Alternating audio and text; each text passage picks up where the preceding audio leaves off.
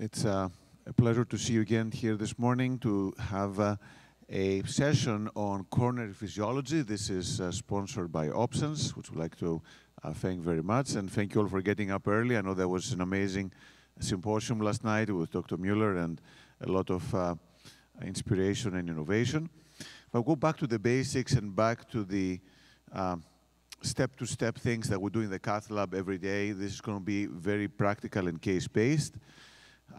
To have Dr. Ivan Shlofmitz and Dr. Konstantinos Marmagkiolis, who will be having the talks. And please feel free to stop us at any time during the morning. Any questions that come up, again, this is supposed to be very interactive. What I'm going to do as a first talk is to have a brief overview about coronary physiology in 2023 and discuss some of the basic things that we do. So, first of all, why do we do coronary physiology? As you know, I'm a little biased in terms of thinking. I always like structured thinking, and these are the 14 steps of percutaneous coronary intervention. And coronary physiology is step number 12, is one of the things we do to decide whether we need to do PCI or not. And as you'll see, also to see if we've done a good job in doing percutaneous coronary intervention.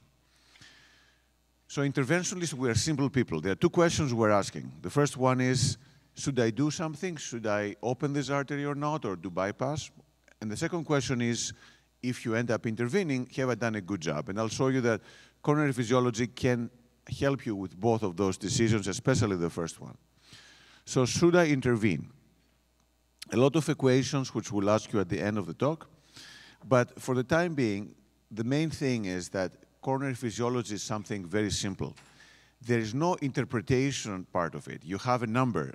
And you know that, for example, for non-hyperemic indices, the DPR, the IFR, the cutoff is 0.89. If you have the FFR, then the cutoff is 0.80. So it's very simple to interpret. It's not like imaging, where am I seeing calcium? Is the area big or small? So the difference with physiology, you have a number. But again, what is very important, and this will be relayed by our faculty this morning, is the accuracy. You want to make sure your measurements are good, because if the measurements are not done well, then the number doesn't mean much. But interpretation is very simple. You're 0.89 or less for your DPR. That means your lesion is significant. You're above. That means it's not. Now, it's not a black and white. There's a gray zone. You know, 0.90 doesn't mean you're great, and 0.89 you're bad. But again, it's much easier to interpret. The FAME trial is what started the whole field. It's been now almost 15 years, showing that if you intervene in the lesions that are physiologically significant, you're going to use less stents and have better outcomes. Then we have FAME2, so actually less incidence of MACE over time if you do FFR-guided revascularization.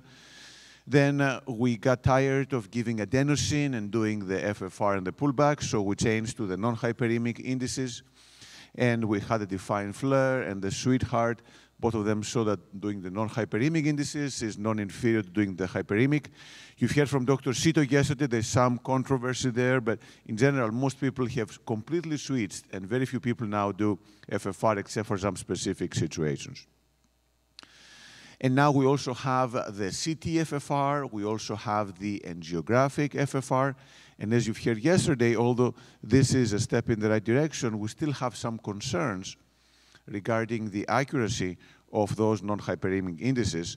And there's one study, the QFR, showing that the FAVOR trial, there was actually superiority on compared with angiogram when you do angiographic guided measurements. So by doing physiology, you are going to know if the lesion is hemodynamically significant or not. If it's not, then you don't need to intervene. But the second question that comes up is whether you've done a good job. And Defining PCI was a study that really provided very good data on this.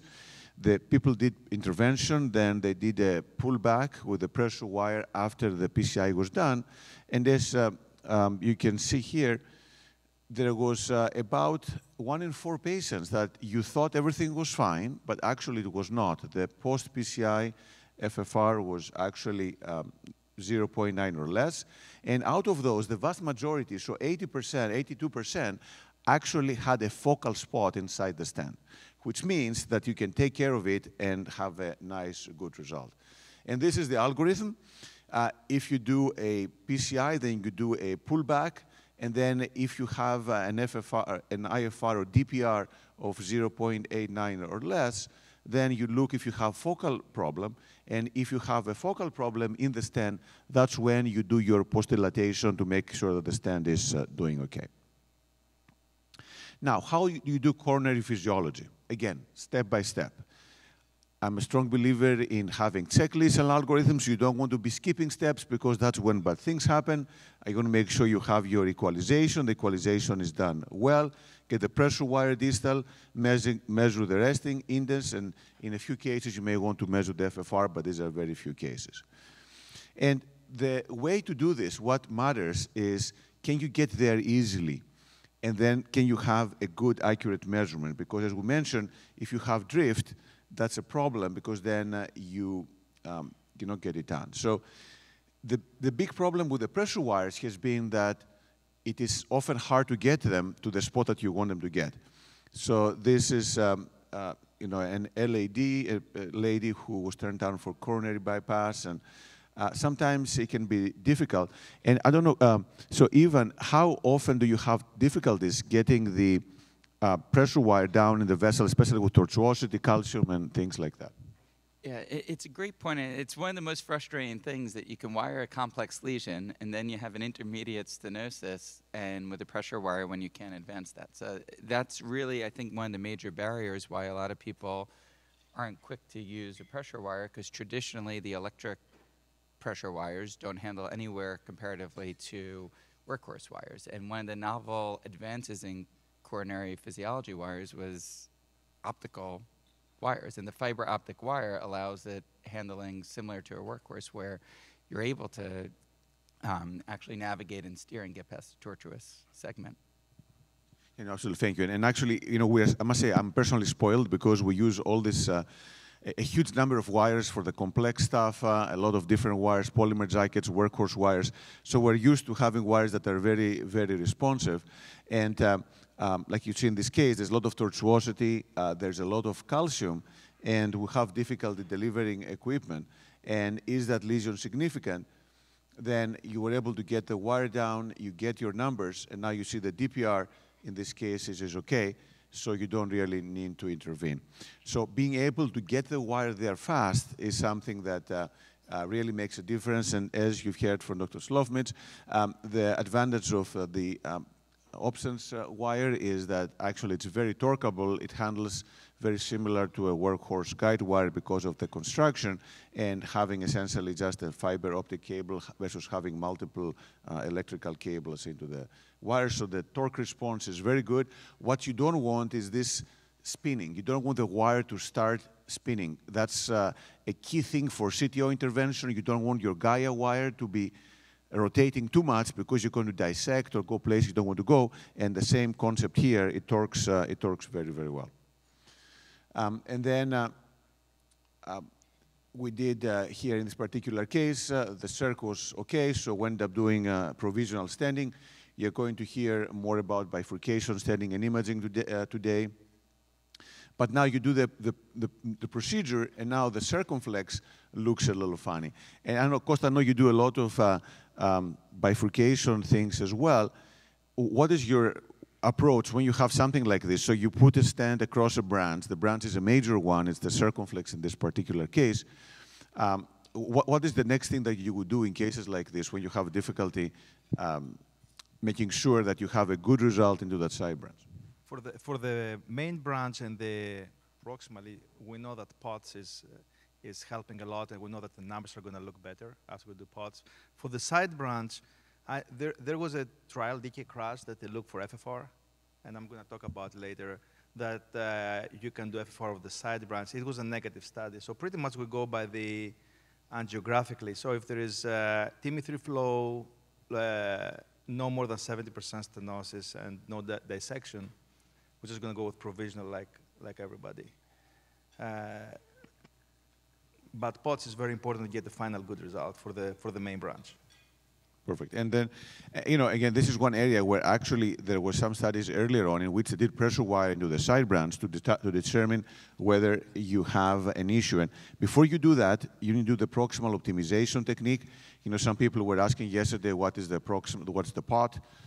I know we're in Texas, but POT is proximal optimization technique, and that means that you want that stent that you put across the main vessel to be well expanded before you put more wires through, because if not, then there is a risk you're going to go under the stent strut, and then what's going to happen is you're going to compress the proximal part of the stent. So this is one of the basic things of bifurcation PCI. The Europeans are very good at emphasizing this point, but this may not always be what we do, and this is a critical point. So the first thing is to do the proximal optimization. Make sure you select a stent that can go big enough to cover the size of the proximal vessel. And then this is the balloon over there doing the proximal optimization, so we dilate the stents proximally. And then in this particular case, we perform IVUS to make sure the stent is okay. And then we put the pressure wire into the side branch, because what happens is, if you have any question in a major branch, then having a pressure wire and doing a non-hyperemic can go a long way to help you understand if you need to do anything else. Here, the DPR was 0.98, so that means that we're perfectly fine, and then nothing else needs to be done. So although there's some lesion in the circumflex, there's good flow, as you heard from Dr. Marmagkiolis. The DPR, or if you go into an FFR, but DPR is perfectly fine. Most of the cases is okay, so you are specifically done.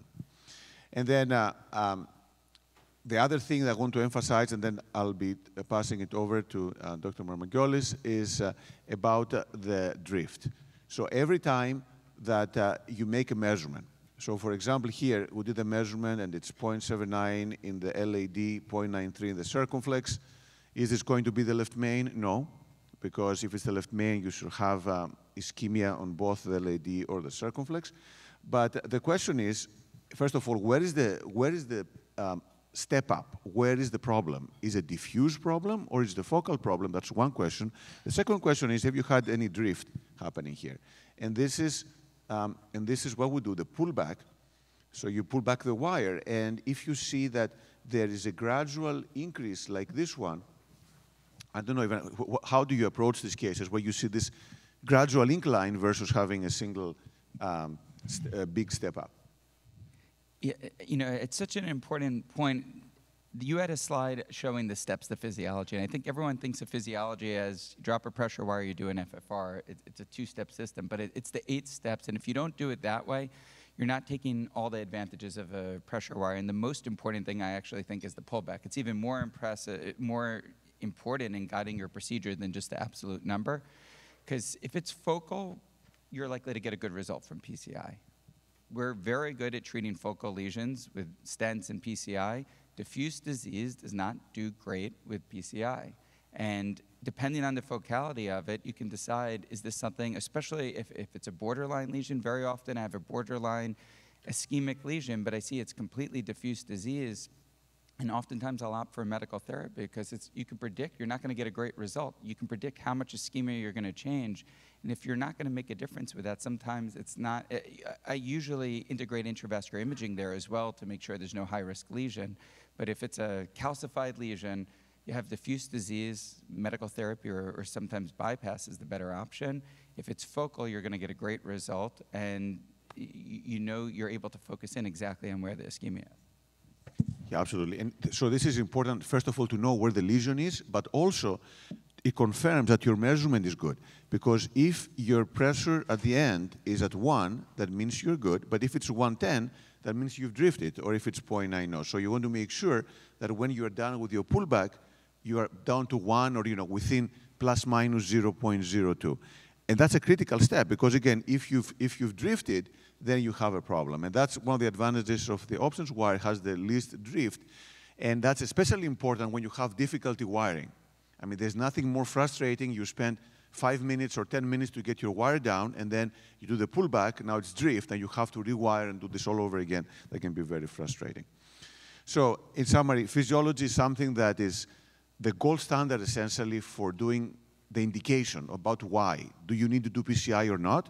And again, whenever there's any question, intermediate lesions, it's a great way to determine what it is. As you've heard yesterday, you'll hear again today, imaging is not a good way to determine significance, with the exception of left main. With left main, 6 millimeters square by IVUS is the cutoff, but in general, for non-left main lesions, imaging is not as good for determining the functional significance. And then when you do the pressure wire, you want to have something that gets there, and then you want to do the pullback at the end, make sure you have no drift. So I'm going to stop here, and any questions at all from the audience? Guess people are still warming up, which is great. Okay, so Ivan, thanks again. Looking forward.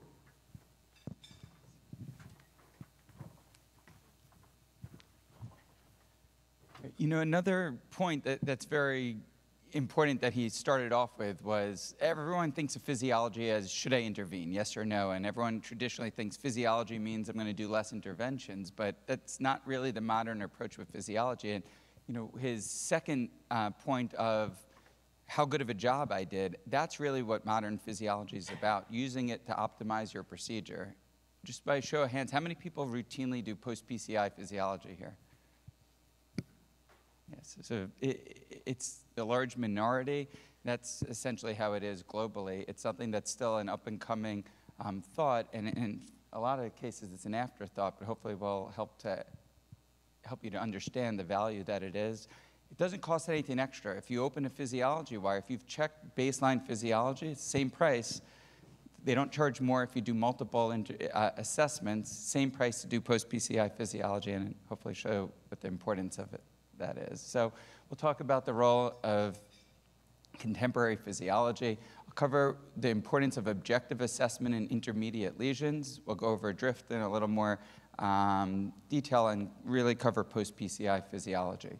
So global utilization of physiology remains very low. The high utilizing countries, they consider high utilization just over 10%. So we think there's a lot of unmet need. There's a lot of reasons why people cite that they're not using routine physiology. So people always talk about hyperemic agents. Patients don't like getting adenosine. There's a lot of side effects associated with it. There's time. In a lot of labs, it's not in the Pyxis. You have to wait for them to get the adenosine. The wires we talked about, you saw an example, the electrical wires don't handle anywhere comparably to a workhorse wire. There's time. Often in many labs, you have to roll in a mobile cart, plug it in, wait for the system to power up, enter in a patient name. It takes a lot of time, so a lot of people will avoid doing physiology. The equipment is cumbersome, and it very rarely, with some systems, never works. You have to change everything with the football and get the right plugs in to actually get any sort of measurements. So this is an example of a case, a patient who came in with unstable angina, 64-year-old, history of hypertension, had typical symptoms, and there really wasn't anything remarkable from the angiogram. The proximal LAD had a mild stenosis by core lab. It was 35% stenosis. So what do you do in a case like this? Most people, without any significant lesions, and what I traditionally would do is tell them basically it's a near normal angiogram. Maybe it's GERD that you're having. Try a PPI, see a GI doctor. Doesn't seem like it's anything cardiac, right? 35% stenosis isn't something that we're traditionally interrogating and investigating further. Maybe we think, had it been a female, we'd say, maybe this is just microvascular dysfunction that the patient's having. But another thing to think about is if you believe the symptoms, classic anginal symptoms, and you investigate further, particularly when it's a proximal LAD, there's some interesting findings you have. This patient was part of a study where we were evaluating these intermediate lesions, specifically in a prox LAD. So we went on with physiologic assessment, and these lesions were all assessed using the opto wire. So you heard about the fiber optic advantages, that it handles like a guide wire, workhorse wire, but really one of the other main advantages, every time you ask for a physiology wire, everyone in the cath lab rolls their eyes. No one's excited about having to set up this system. What's nice with the OpSense system, it's truly plug and play. It's 3 steps. You open it, you plug it in, you go. Nice and easy, very quick, easy setup, easy prep. Handles like a workhorse wire. And then very important that you have a non-hyperemic pressure ratio. It speeds up the procedure. There's no side effects with having to give adenosine. And it just helps to facilitate quick, accurate assessment. And accuracy is very important because we're making our decisions based on these measurements. You want to make sure you have an accurate, reproducible value to guide your procedure. So in this case, with the 35% proximal LAD stenosis, PDPA was 0.91. The DPR was 0.88 and an FFR of 0.78. So there was significant ischemia, but all these kind of borderline numbers. Wasn't much from an angiographic stenosis. So what do you do now? Again, this was a patient that, without any intravascular assessment, probably would have told near normal coronary disease, and this is likely not your heart. So whenever there's discordance between the angiogram, physiology, my practice, I advance with intravascular imaging to figure out why. What's going on? Is this a real situation? What else do we have to do? And what's the best way to treat this patient? Is it medical therapy? Perhaps it's PCI. And in this case, what you see with OCT of that same lesion, you have references of 3.6 and 8.6 respectively, but the MLA in a proximal LAD should never be 1.7. So went on with PCI, example where physiology doesn't just lead to less stents, it actually leads to the right procedure for the right patient. And in this case, PCI was performed. Post-PCI physiology was performed because the entire procedure was done over an opto wire, so a single wire that was used both for the physiologic assessment and the PCI. And we see there was an improvement in the post-PCI physiology with an FFR of 0.92. What was impactful from this case, it was very eye-opening because this is something that we were all thinking it was definitely going to be negative physiology. And it was surprising how you can really address what the patient's symptoms. You have to trust why the patient came to the cath lab in the first place. It's not every case needs physiologic assessment, but when the symptoms are real and there's discordance between the clinical presentation and the angiogram, you often have to dig a little bit deeper. If I can ask you, so how you decide? So you have a patient who comes in, has symptoms, maybe not classic symptoms, and has this kind of, doesn't look too bad, but not perfect either. So that's always a sensitive point, right? So how do you decide, okay, I'm going to actually take the time, and as you said, sometimes the text will say, oh, what are you doing? It looks perfect. So how do you decide about when to actually put the wire down and make the measure? Yeah, so partly symptoms. If you know, when you talk to them, when you consent the patient, you talk to them about the symptoms, because you may read in the report, patient had chest pain. But it's important to ask them about their symptoms. Is this 1 second of chest pain at night that might be a PVC they're feeling when they're laying in bed? Or is this every time they go to the grocery store they experience the symptoms, or go up the stairs? And you can get a feel for, is this anginal symptoms or is this non-cardiac chest pain? And that, I think, is the first thing. What is the symptoms and what's the reason they're there? The second thing is the area of stenosis. So proximal LAD, that's obviously supplies the most myocardium. That's going to be the most impactful for them. If that same 30% lesion in an OM or a diag, I'm not doing routine physiologic assessment there. I wasn't doing routine physiologic assessment for proximal LADs personally until we did this study called DRIFT. So the purpose of this study was actually just evaluating post-PCI drift, and this really changed my practice, particularly with intermediate lesions. So drift study, essentially it was 60 patients who had all mild to moderate proximal LAD lesions. Patients all had baseline physiology performed. Based on the physiology value, if it was negative, treatment was deferred, they were managed medical therapy. But if there was significant ischemia, they went on to have OCT assessment, and when indicated, PCI was performed. All patients had post-PCI physiology. This was all done over the absence opto wire, and then drift was checked at each step to assess drift. So first, drift. How often does it actually occur? The companies all report their values. Real-world practice, though, when you looked at the market leader of physiology wires, the one that's most commonly used, they did an assessment in a core lab and saw that 17.5% of the time there was drift. One of the other wires on the market had about 30% drift in a real-world practice, which means these were all also cases that were submitted to a core lab. So someone knew, and as part of a research study, it's going to a core lab, they didn't recognize the drift, meaning that 1 in 5 cases nearly were wrong. The operator made a decision based on an inaccurate value that was misleading. And that's why it's important when we're taking assessments, we need accurate information to make the best decision.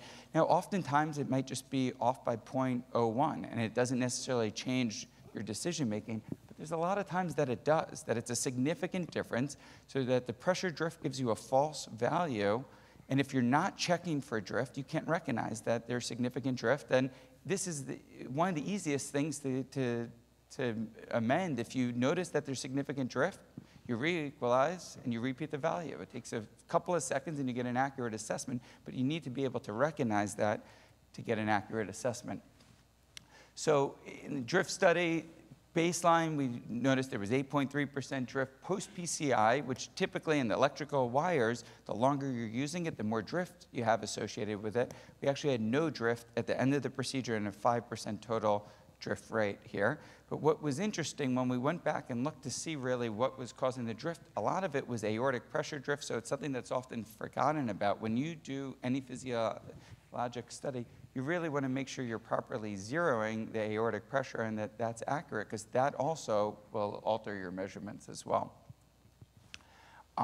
This, though, is what opened my eyes to intermediate stenosis and a proximal LAD and how important that is because of the amount of myocardium it supplies. So out of the 60 patients, when we did serial assessments, proximal LAD, intermediate stenosis, but patients who had classic anginal symptoms, 38% of the time, they had significant ischemia. And that really was impactful to make it. These were all patients that likely would have gotten sent home, medical therapy. You know, very often it gets miscommunicated. Someone with mild to moderate disease is often told they had a normal angiogram, and that sticks with them, essentially. When they have chest pain, people think that, oh, they just had a normal angiogram 3 months ago. It's probably non-cardiac, and they get put on a ton of other medications and go through other workups when oftentimes this could be ischemia. 38% of the time, there was significant ischemia. It was really impactful too. The FFR, as part of the study, all these patients had adenosine and FFR was assessed, but really consistent measurements with FFR and DPR using resting indexes. And it's one of the reasons why in my practice, I really have moved away from routine adenosine use and use non-hyperemic pressure ratios as my standard for physiologic assessment. So we saw there was a lot of accuracy using the opto wire. Angiographic intermediate stenosis is often misleading and I think warrants comprehensive objective assessment rather than just visually inspecting and eyeballing and guessing what the stenosis is. And you want to make sure you get reproducible values. And then lastly, just the last point to focus on is post-PCI physiology. Going to just dive a little bit deeper into that and that importance. So why is post-PCI physiology necessary? We all think at the end of a procedure, you implant the stent, you post-dilate, you optimize it, looks great.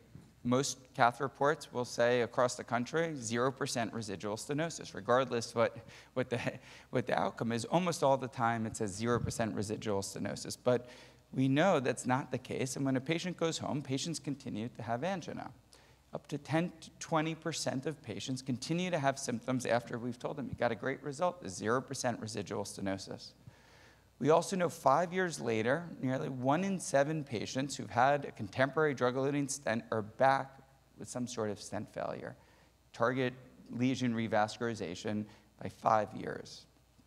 So the question is, can we do better? Is there more that we can do to optimize these procedures to get better results? And what we know, post-PCI, there's significant residual ischemia in contemporary practice, meaning that we have it, the whole purpose we're intervening is to relieve ischemia, improve symptoms, improve quality of life, and long-term outcomes. Yet at the time that we are ready to remove the guide, there's still ischemia, the whole reason why we intervened in the first place. So it's very common, and unless we're assessing this systematically, it's often missed. And the important thing of assessing this is we can actually address this in the cath lab. So experts, global experts on physiology, were asked the survey, how do they use physiology in practice? And these were all first authors or senior authors of a major physiology paper. And when you ask the experts, only 21% were using post-PCI physiology routinely, so it shows there's still a lot of unmet need. Define PCI, you saw this slide, but I think what's really impactful, that 24%, so 1 in 4 patients, residual ischemia, but when you look at what can you do, 4 out of 5 are addressable, something that we can actually fix before they leave the cath lab. And had that been done in defined PCI, that number would actually be about 5% post-PCI ischemia. So it's a big difference, 24% or 5%. And there's a difference. If they have significant ischemia at the end of a procedure, it's associated with worse outcomes, and that makes sense. But where is the abnormality post-PCI? It's not always within the stent, and there's no way to know if you just eyeball this.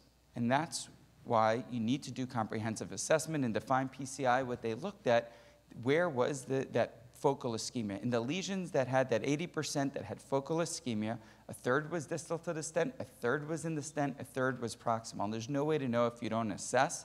And that's the whole purpose of the pullback. Again, it doesn't cost anything additional to do it. It doesn't really take much more time. You have to pull back the wire anyway. And it allows you to localize where the ischemia is, and then you can address it. If it's within the stent, it's post-dilatation that you need. You need to make the stent larger. If it's proximal or distal to the stent, either there's an edge dissection or there's residual disease, and that's best treated with an additional stent. So these are all addressable. You can improve the post-PCI physiology when it's a focal step-up at the time of the PCI. And that's why it's really critical to assess as part of standard of care. And that's essentially what defined PCI showed, is the majority of these residual ischemia cases are addressable. So we always talk about quality improvement initiatives, and rather than thinking on just a global scale, for the individual patient level, you can get this quality improvement check every single case at the end of a case by just simply checking your work. How good of a job did we do? Rather than just call it a 0% angiographic stenosis, it's important to get some objective value and assessment of, did I do a good job? Did we achieve what we sought out to do? And if not, we can address this and get a better result before the patient leaves the lab. It's going to be more likely that they don't have residual symptoms and less likely that they have to come back for revascularization. So I think it's important, systematic analysis of intermediate lesions, particularly when it's a proximal LAD. We need to have accurate numbers. Otherwise, the whole purpose of physiology is to have objective assessment to help for decision making. And a reliable wire, easy to use, that operates like a workhorse guide wire, helps to facilitate doing post-PCI physiology. Because in practice, if we're not working over that physiology wire, it's much less likely in reality that we're going to end up doing routine post-PCI physiology. Whereas if you have a physiology wire that's a workhorse, you do your whole PCI over that wire. At the end, it's very simple. You simply plug it in and you check a post-DPR. It takes a couple of seconds. It really helps to impact what your procedural outcomes are. Perfect. Thank you. Thanks, Ivan. Actually, one quick question for you before we go to Kostas. So in the case you showed, you did IFR, you did DPR, then you did FFR, you did PDPA, and the proximal LAD is one of those areas where it's very sensitive. People, I think, have questions about when do you actually do FFR, and that may be one of them. You want to walk us through your thinking there. When do you do the FFR, especially the proximal LAD? Is that the area where you're most likely to do that? My practice might be a little different than most of the physiology purists. I've really walked away from doing FFR. I trust the non-hyperemic pressure ratios, and there's sometimes not agreement between FFR and DPR or any of the non-hyperemic pressure ratios in different vessels in different scenarios, but it's not like one's true and one's false. It's an accurate assessment. I have my physiology assessment from the non-hyperemic pressure ratio in borderline lesions that don't, or assessment where it doesn't match the clinical scenario, the angiogram. If it's not matching up, my next step is intravascular imaging. Because rather than adenosine that now I have two values, one's ischemic, one's not, and usually it's hovering right over the border. I may get a DPR of 0.89 or 0.88, and then the FF or 0.90, let's say, and then FFR is 0.81. A lot of people, just like that 0% stenosis, they'll write that's normal, negative physiology. That's not a normal. Normal is 1.0. And it doesn't mean necessarily that you need to treat that, but I think that warrants someone with typical anginal symptoms and an FFR of 0.81.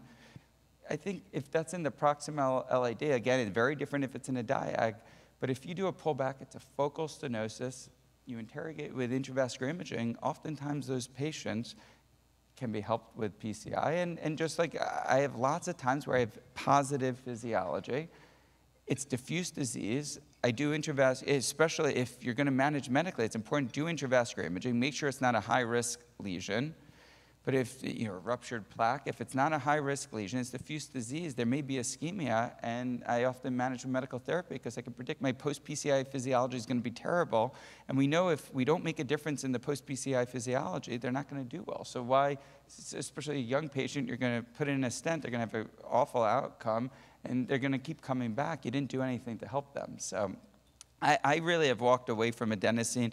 I largely use adenosine just as part of clinical studies where the protocol mandates it personally. Perfect, and I completely agree. It's not, the physiology is not always black or white.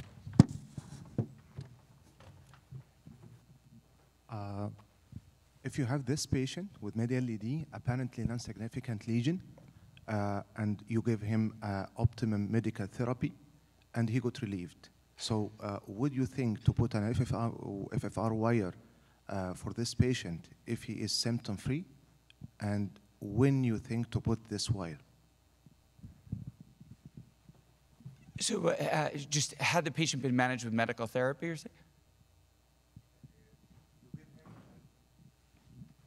You gave this patient a full anti-ischemic measures and optimum medical therapy for ischemia. And the patient got relieved. He is symptom-free now. So would you think to put an FF wire in this apparently non-significant lesion? So essentially with physiology, what we have good data to show that if a lesion's non-ischemic, above the ischemic threshold, deferring is safe. Deferring is safe and medical therapy is safe. We have a lot of data to show if it's ischemic and below the ischemic threshold that what happens if we manage with medical therapy, more patients end up coming back. They get revascularized down the line.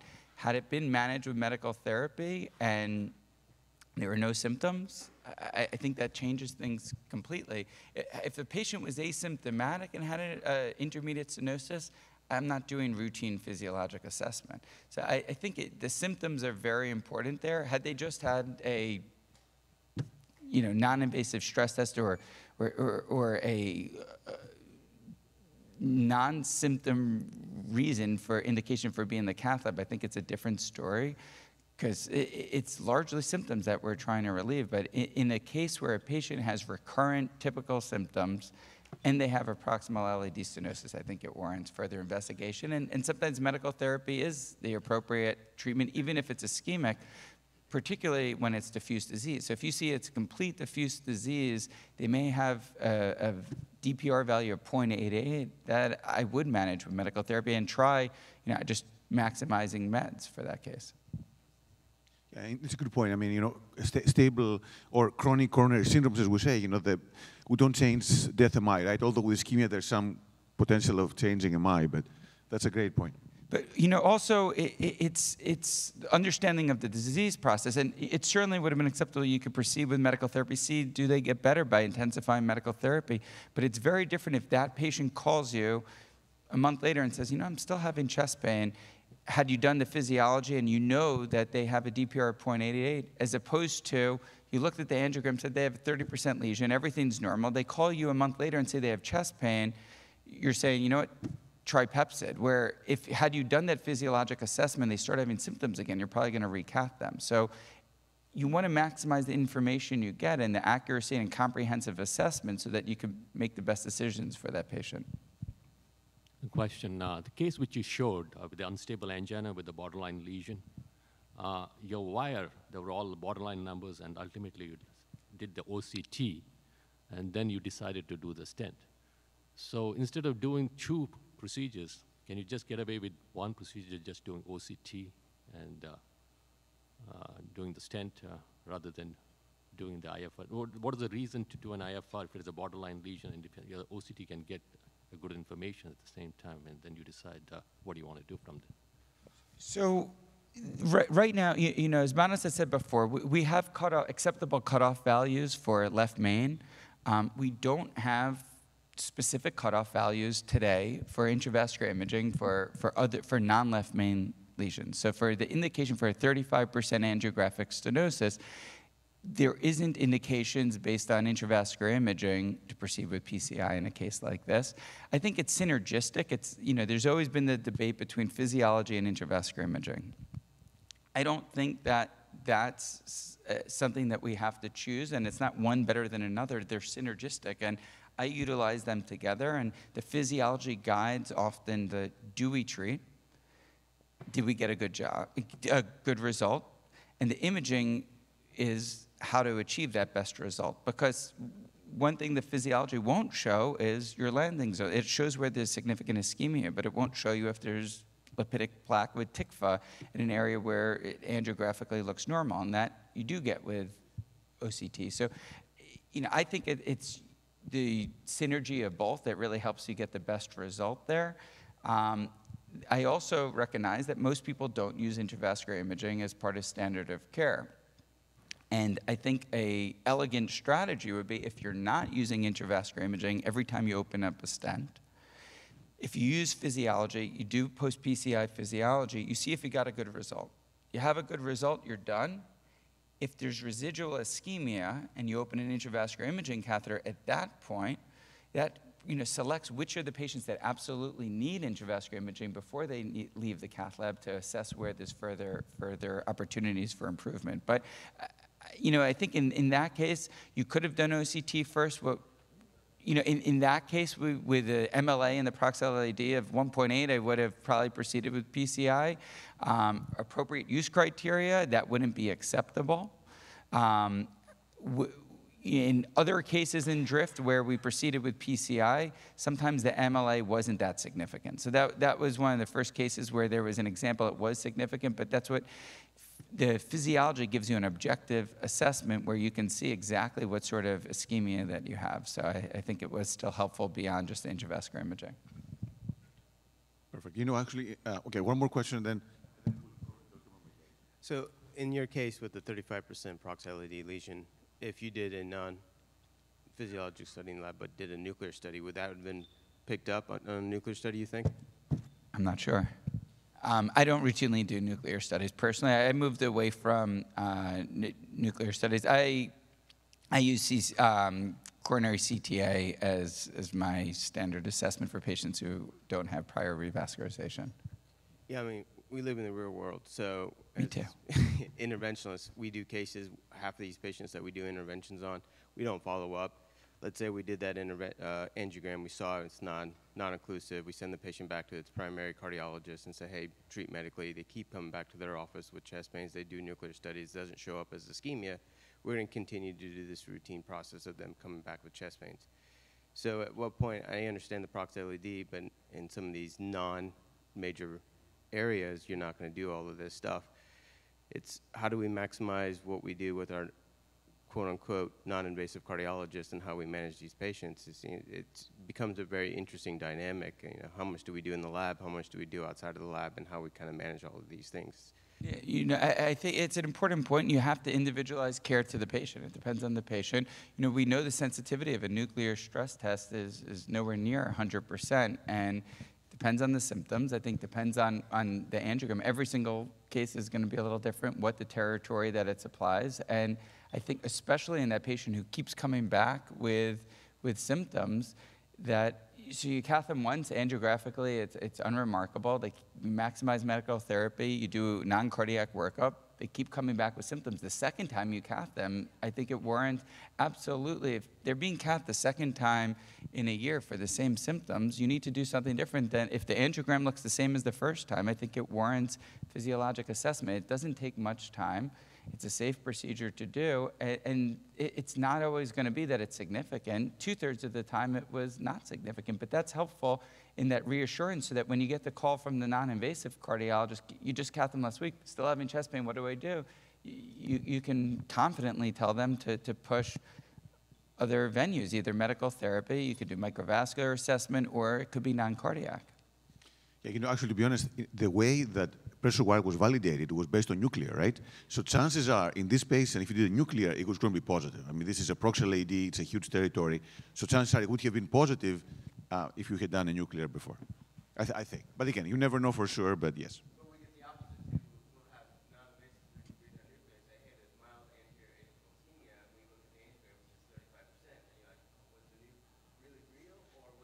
So this is why it's perfect to do pressure wire, because then you answer the question, definitively. Because a lot of times it's just apical ischemia. It could be breast tissue, and a ton of nuclear referrals that you end up managing medically. But here you do, because the referral always gets annoyed when angiogram's normal, but the ischemia look real on the nuke. Patient's having symptoms. You didn't stent. There's nothing to stent. And if I always explain, well, I had a DPR 0.98. In the LAD. And if you have that, that gives you also that confidence, because otherwise a lot of times I'm going to send them down the road to the other hospital, let's see they're just going to stent them. But if you have this evidence, it's comprehensive assessment so that, either way, you want to make sure you're making the right decision for the patient, and this helps give you objective information. And when we all look at an angiogram, there's a number of studies that have looked at basically, so a really interesting study, 10 angiograms, and they gave this to experienced interventional cardiologists all over Europe. And they asked them, what percent stenosis is there? 10 angiograms. Every single one, there was a range from 40% to 90%. Same exact angiogram, but we have no idea, no agreement what we're looking at. All of us will look at the exact same angiogram and come up with 35 different numbers. So this is an objective assessment. The nice thing with this, all of us will come up with the exact same DPR value when we're looking at that. So it gives you a little more to ride on than just, it was 40% lesion, don't worry about it. All right, so let's go to Dr. Marmagkiolis, because he's going to kill us here. We're delaying his talk. So Dr. Marmagkiolis is from Tampa, Florida. He's going to show some other interesting cases. So thanks, Kost.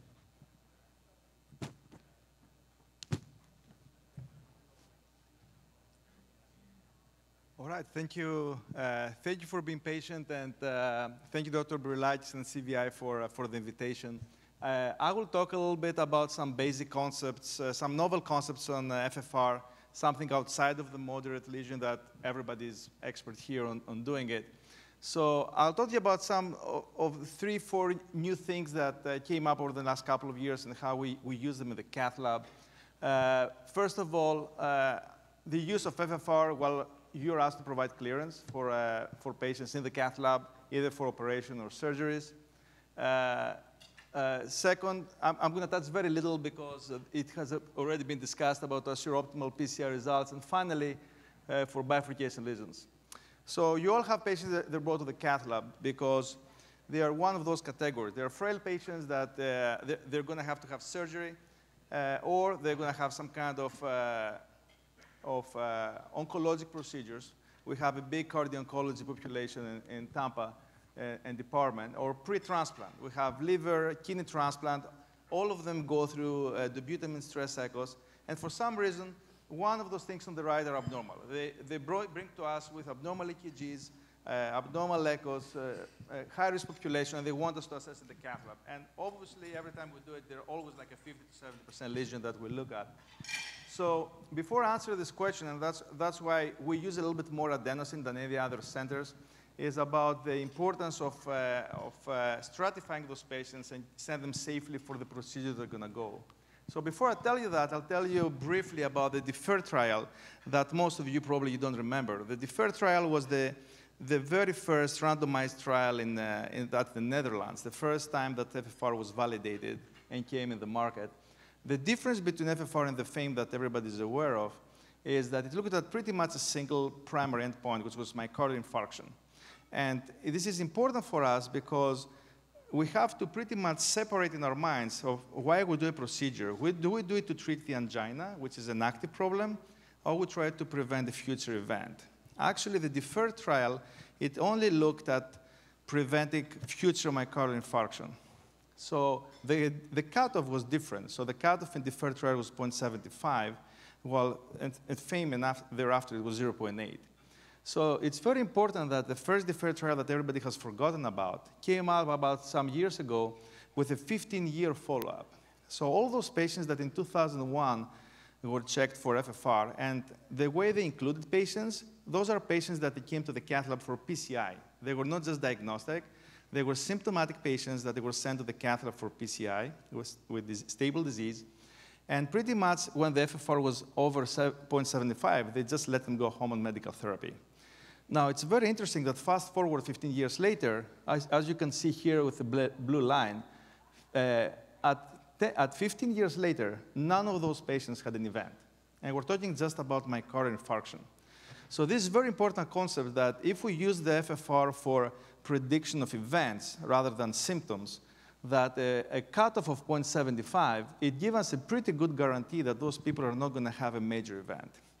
And this is what we use very commonly in Tampa. So when they send patients that either they're going to go for liver or kidney transplant, or oncologic patients that are going to go for procedure, we feel very confident to use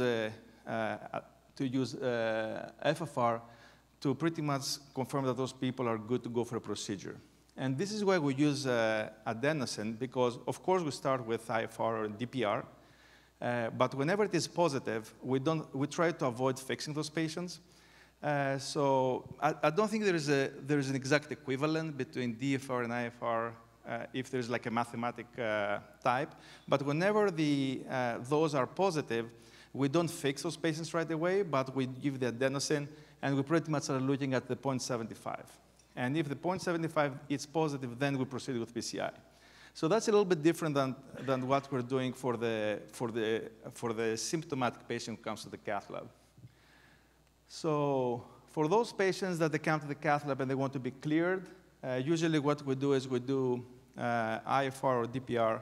If it is negative, we defer them. If it is positive, we do the 5-minute adenosine, and we look for 0.75. This is the one concept I'm going to talk to you about. The second one is what do we do after PCI? So I talked a little bit about a couple different trials, the target FFR wire, that pretty much looked at what is the best cutoff for FFR after PCI. We all want to think that we start with a FFR of 0.6, and after we fix it, it becomes 1.0. But we know that is never the case. So what is the right FFR that we are comfortable that we did a good job?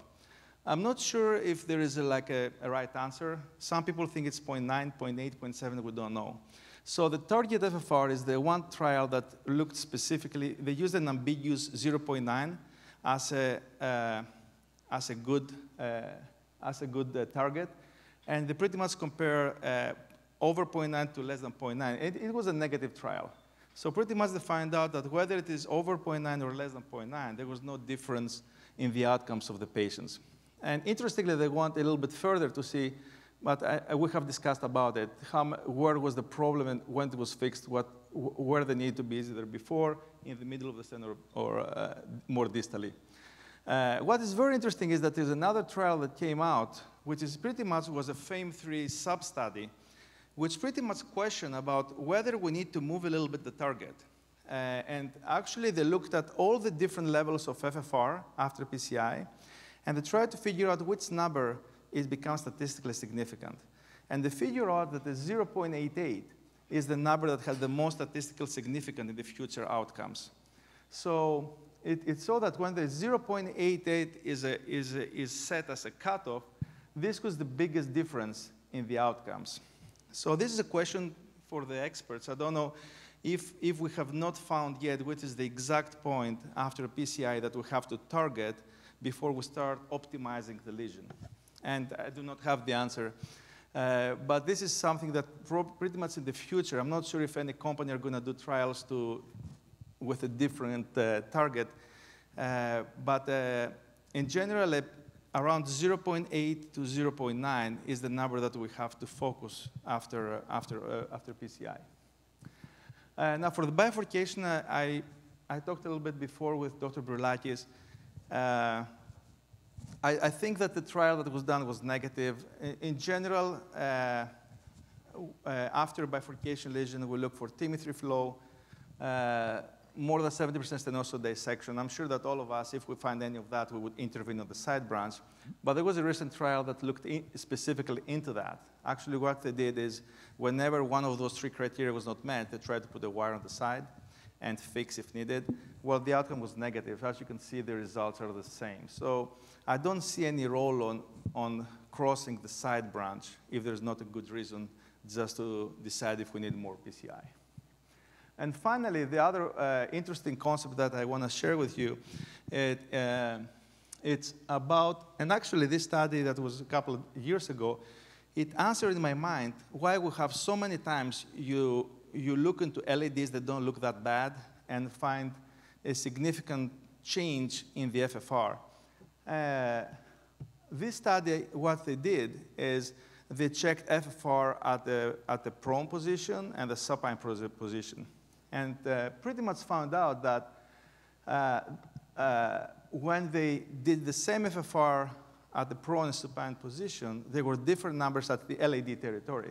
And the explanation is that, as you can see in the CT, when patients are supine in the cath lab, the circumflex and the RCA are pretty much, whether you're in the proximal part of the vessel or the distal part of the vessel, the height is exactly the same. However, in the LAD, and especially in bigger patients, when you have the wire in the ostial part of the left main and then you go distally, as you can see in the CT, there's significant change at the height. And this pretty much explains why the pressure of the FFR changes when you're proximal and distal. And actually, that explains of how many times we see not much of a disease in the LAD, and while we do the pullback, we see a significant increase on the pressure. So in my mind, that was a very interesting study that explains why we see change of the FFR with a pullback, but angiographically you don't see any disease. So this is something to consider, and after this study, we changed a little bit our practice. When we do it specifically for LAD, although we were all told to get a baseline on the left main and then check it on the distal LAD, what we pretty much do is we try to go a little bit closer to the lesion that we're looking at, or at least this segment of interest, rather than doing it completely in the ostium. And then when we cross the LAD, we try to get the wire at the next healthy segment. I think it takes away some of the ambiguity and some of the concept that the height is different, and we may get some false measurements.